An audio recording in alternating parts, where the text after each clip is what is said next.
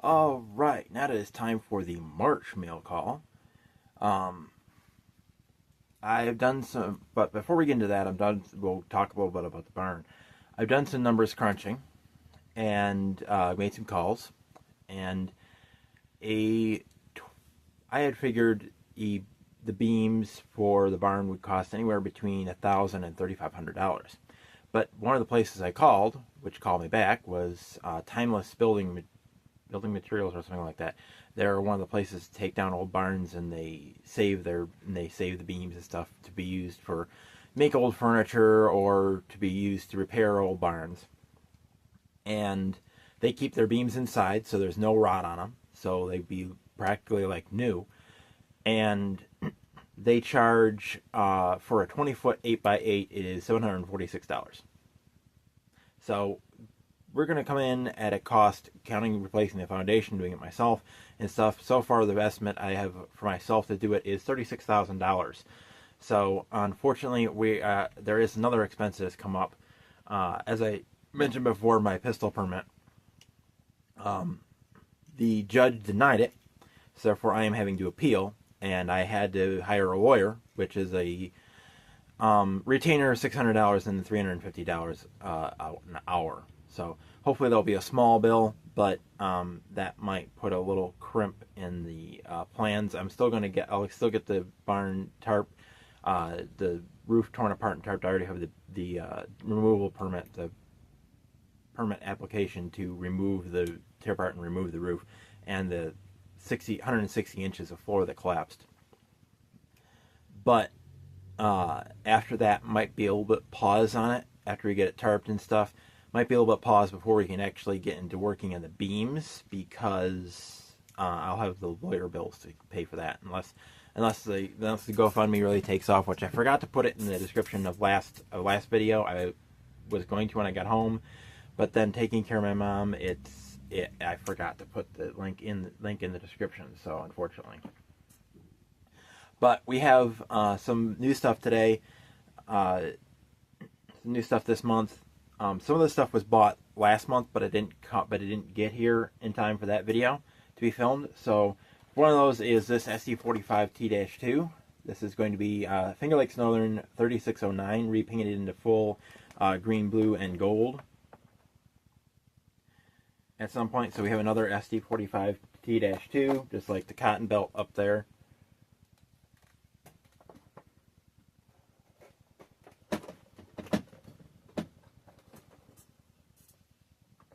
And then we have this box.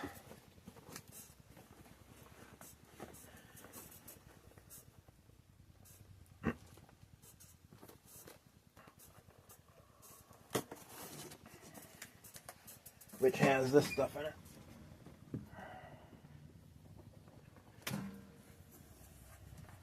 We have an Athearn blue box.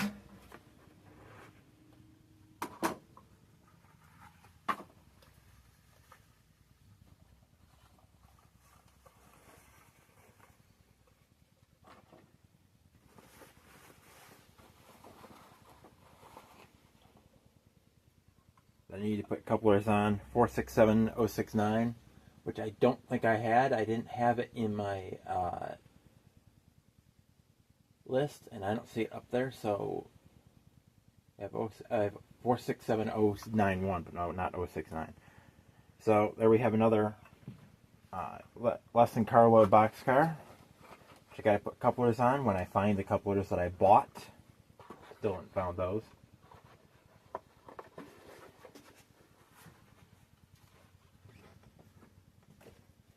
And then we have another Athearn blue box. This is a gondola.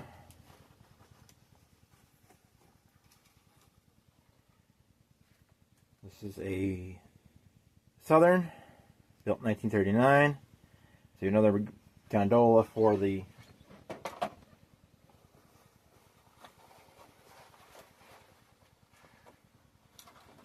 layout.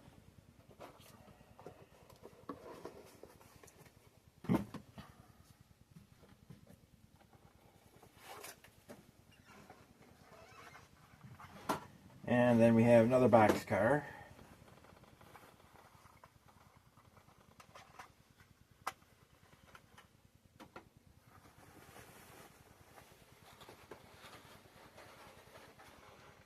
This one's another bolt from Ohio. Also needs couplers, which isn't a problem when I can find the couplers that I bought. I still don't understand how they disappeared. And then we have, this one's an AccuRail kit that the weight came off, and the coupler pockets are a little weird. I'm not quite sure what happened there, but I gotta fix that up. And got another Canadian National. I have another one that you saw in the last operations video. I'm pretty sure that was in the last operations video. As you can see, I have a train stretched out behind me. What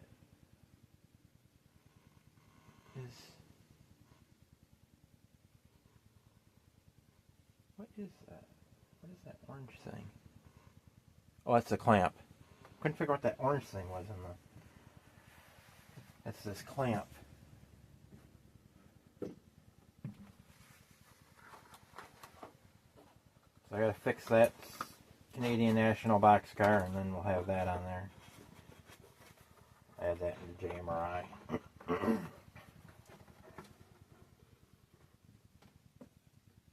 And then we have a pair of locomotives. These are DCC ready.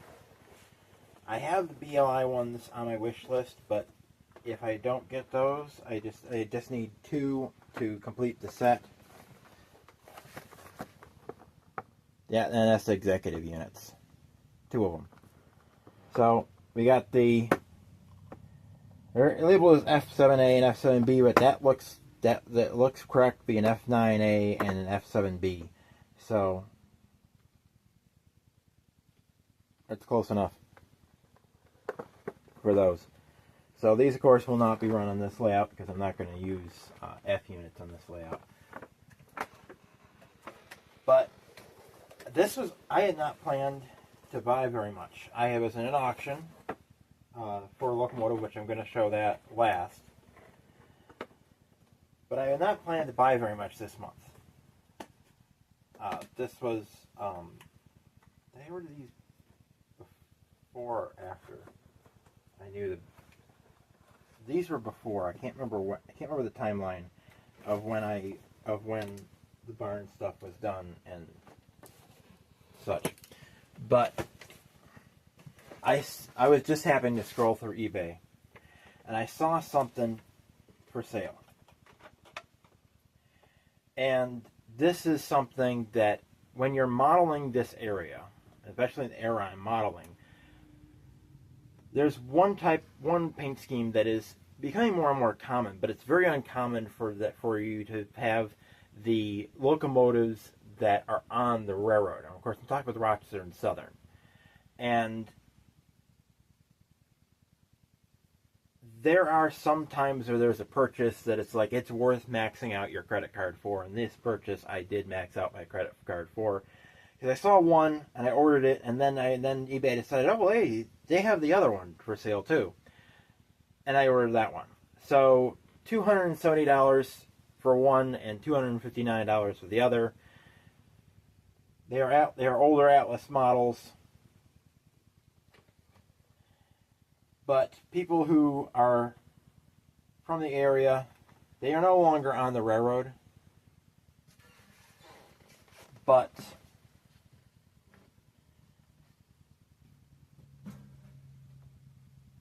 they are important for the railroad. Genesee & Wyoming MP15 DCs 45 and 46. When I was a child, I don't remember which one it was, but there was a time when the Rochester and Southern came down with just one of these. I think it was 46. They had a very small train. They came down with like 10 cars, 10 empties, and they left. They ran the Rochester and Southern that usually has 5 or 6 GP40s, GP38s on it. they ran with one MP15 DC ones. So these are going to be on the next operations video after that train. We have that train to sort out, which is a very long one. That's like 16 cars, and there's like 12 leaving, I think. Or is it 12 coming in and 16 leaving? 12 coming in and 16 leaving. So after we do that operations video, these will be the switchers that we use on the layout primarily. I had a handrail come off of there. Pop that back in there. There we go. So those are all programmed. They are programmed with just the numbers. So they're in an old consist, but they are in a consist together to run. Yeah, that was important. I could not pass up that. Those are something that you see it, you buy it. That's it. That's what you keep a reserve for. Oh, the fire call. Okay, so that was what just cut the video temporarily to hear that call. It's just a medical alarm activation with no contact for the Silver Springs Fire Department's ambulance. All right, now this one I actually bought from a train store, but it was via eBay. This is from trains.com. There are, I think, every single one of these locomotives are currently on eBay at some multiples of the road numbers. So I should be able to get the every single one of them, all 20 of them. Actually, I think it was 25 of them that they had. Yeah, 25 of them, because it was 9,000 through 9024 of this locomotive, very rare locomotive. Only one railroad had them. The SD40-2F. So you have 9017 here. I plan on getting every single one of them. All the entire set of them. Because I think they've done every single road number. But every single road number they've done, I want to get a hold of. But these are fairly cheap. This one only cost me $174. DCC and sound. Actually, this says DCC ready. That's weird. Here it says DCC ready, equipped with 21 plug. This one says DCC and sound. It was listed with DCC and sound. I'm not quite sure why. Oh, that's a sticker. So apparently Bowser, when they released this, they put DCC ready on all the boxes, and then when it had sound, they put a sticker on it. Okay. Cost saving, I guess. But that one you're probably not going to see operate on this layout.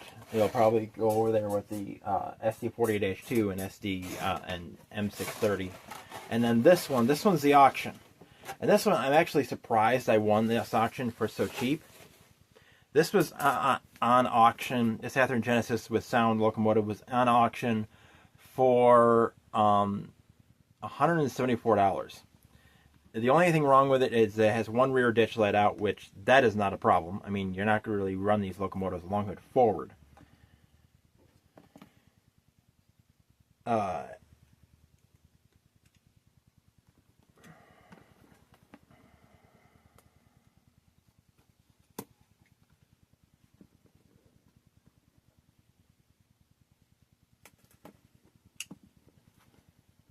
Cut the tape on this. So this locomotive is another one that is not something that you would see on this layout. If I run it, it'll just be for fun. But this one I'm going to be taking to Paul's, and I'm going to film it on H06 on Paul's layout, along with the GP50 and the SD70. We now have an SD70M-2 number 2664. I got this at auction for $200, DCC and sound.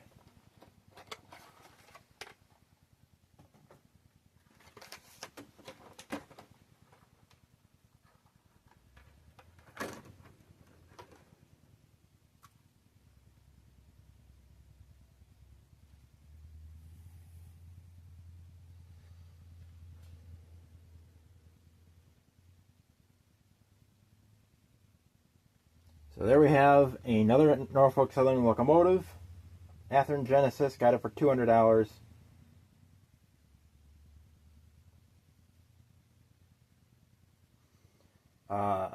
This rear ditch light does not work. But you know what? The lens is gone. The housing is all jacked up. But you know what? There are a lot of times on the rear railroad you'll see locomotives that one of the ditch lights is out. So modeling a locomotive with all ditch lights working, like some people like to do, is not exactly accurate. In my life I've seen probably hundreds of locomotives that have had a headlight out or something. So I'm not going to even worry about fixing that. It's just going to be, yeah. Something happened that it got damaged, and that's the story of it. It doesn't need to be fixed because it's realistic with it being damaged. Here's what happens.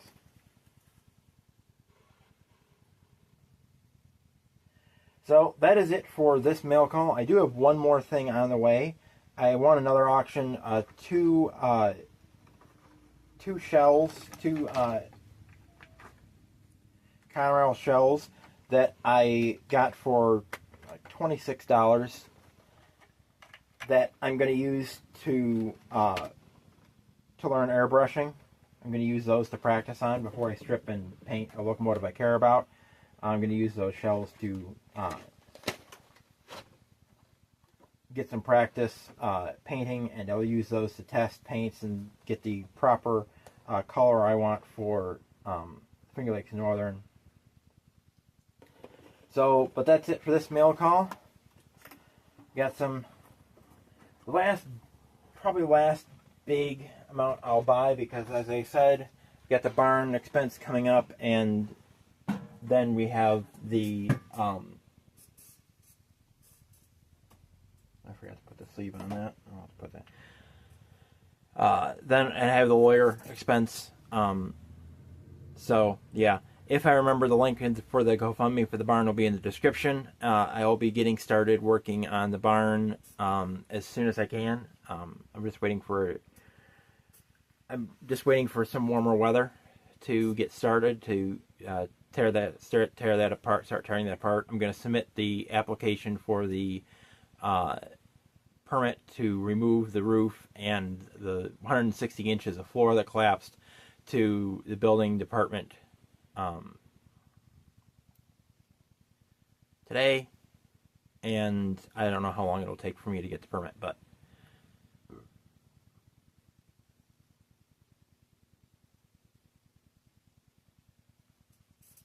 that is it for this video. I'll see you in the next operations video from CP Silver Springs, Milepost 368 of the Norfolk Southern Cylinder Line. Keep on the trains. Tim out.